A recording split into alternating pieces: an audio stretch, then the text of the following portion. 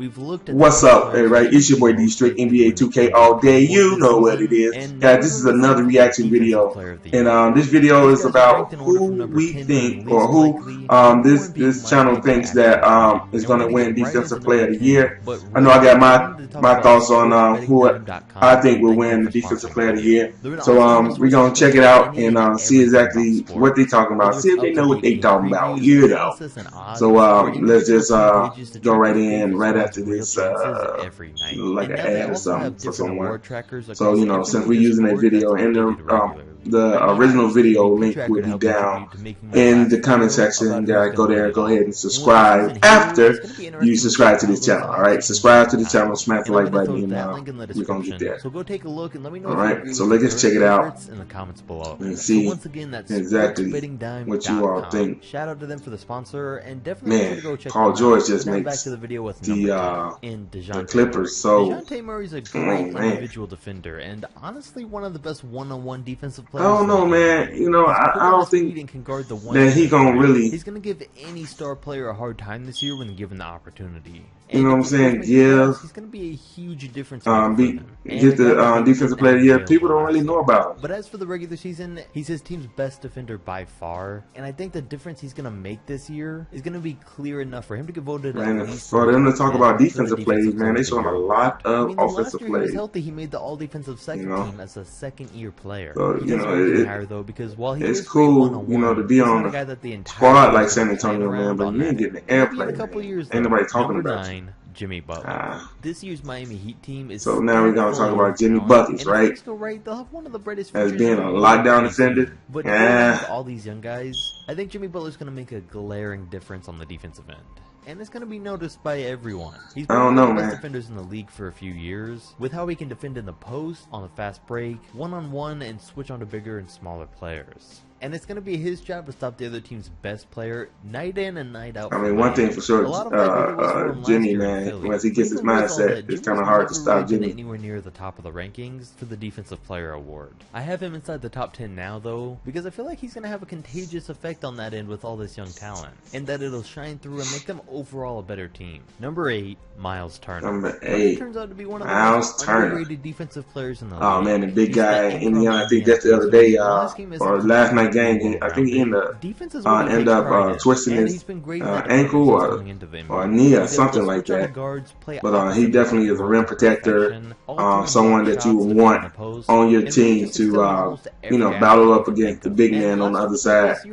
Where he recorded a league high 2 points. Plus, he can give you some buckets too. But it's better than that, because the man recorded a blocked shot on 8% of opponent possessions while he was on the floor. And if 8 doesn't sound like much, just know that it was one of the most efficient shot blocking seasons of the century. And being led by he's a shot blocker. The Pacers allowed the fewest points per game last year. He is a shot blocker in the league with 104. But sadly, Turner didn't even make an all-defensive team. Well, I don't know why they get showing a lot of offensive. Look at who made it over him, and that's why he falls down to number 8.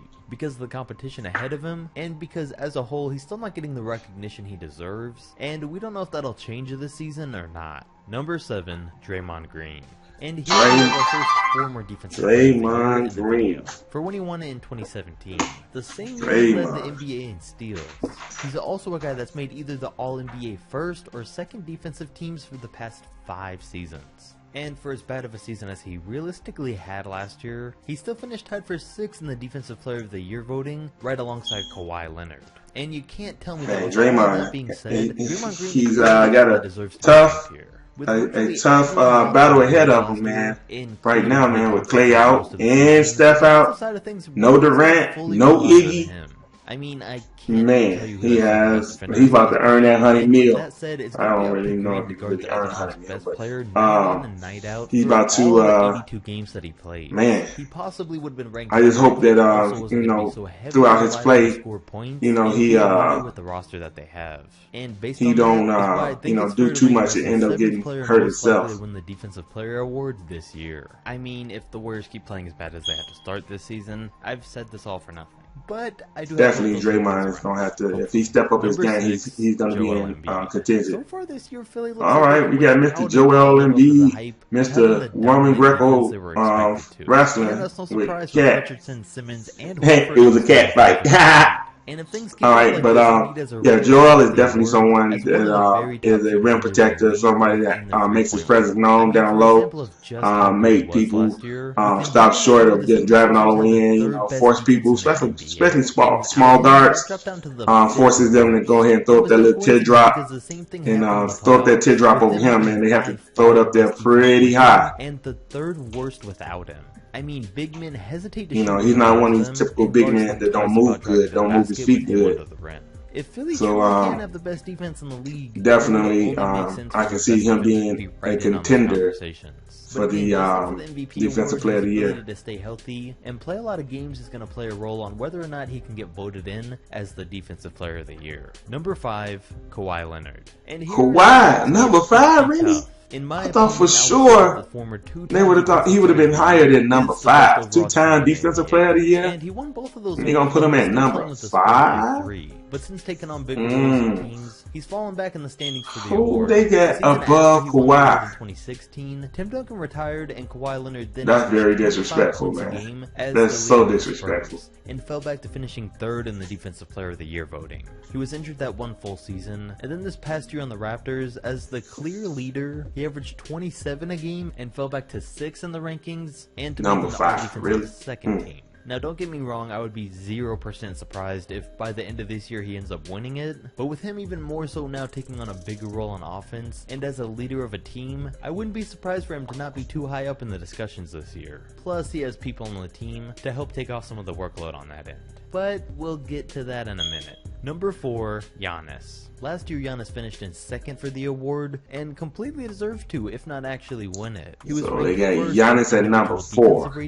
I'm trying to sit here and decide whether Giannis is better than Kawhi on the defensive side. I mean, Kawhi was responsible for, you know, shutting down LeBron on the highest of the highest forms of competition in the finals. You know, I haven't seen that type of tenacity, you know, with Giannis. But, you know, big guy like Giannis, man, he definitely is a shot blocker. And with all that being said, it was hard not to put Giannis as the favorite for the award. But, you know, if you pull him out, man, on the switch, can he guard somebody like Kyrie? Same as with the NBA. Rudy Gobert. I don't know about that number 3. I was thinking either number 1 or number 2.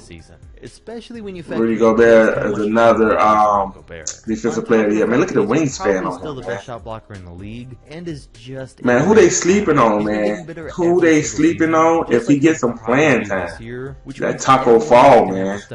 Taco, man, you put Taco down low, man. People are taking, you know what I'm saying? He's squatting it out of there like flies. I feel like that with how this offseason goes down, this award is gonna go to someone else. And one person it could go to is number 2 with Anthony Davis.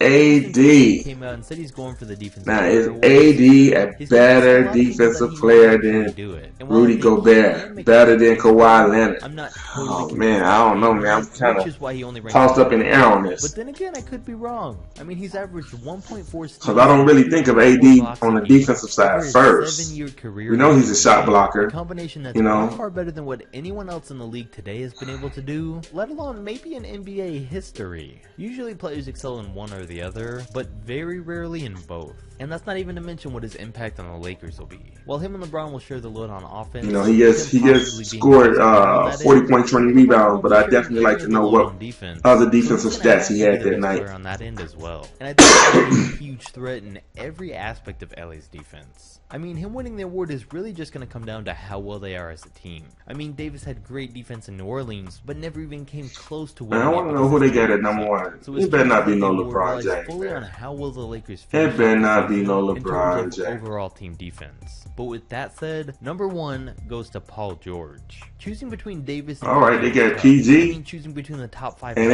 he ain't played a game this year yet. These two especially. And they talking about most likely to win Defensive Player of the Year. Because as I mentioned earlier, oh man, I don't know all about that, man. How you gonna do that and he ain't even played a game? Which leaves the door fully open for Paul. He ain't even played a game, bro. Take the pressure off of Kawhi. We We know that PG-13 nearly won it last season while averaging 28 points a game, and I feel like the perfect role for him this year would be for him to be the secondary player on offense and the primary player on defense, which, like I said, could ultimately lead to Paul George being your 2020 defensive player. Alright, everybody, well, thank you for watching this reaction video. Go ahead, subscribe to the channel NBA 2K All Day. You know what it is. We're going to be coming back out with some more NBA 2K videos, and I'll see you guys on the next video. Peace.